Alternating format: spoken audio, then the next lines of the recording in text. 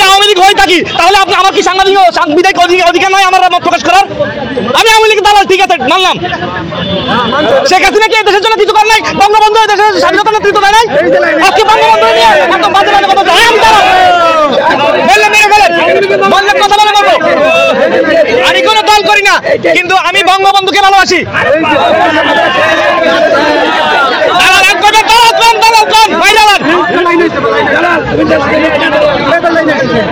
তারপরে আপনার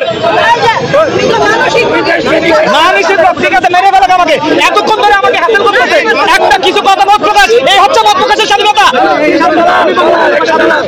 আমি দালাল, হ্যাঁ ঠিক আছে, দালাল দালাল দালাল।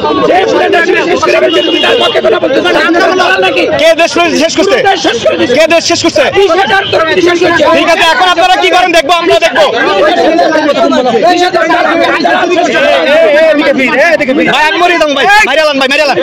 মেরে ফেলেন আমাকে, মেরে ফেলেন, আমার আর বাঁচার ইচ্ছা নাই, মেরে ফেলেন, মেরে ফেলেন আমারে।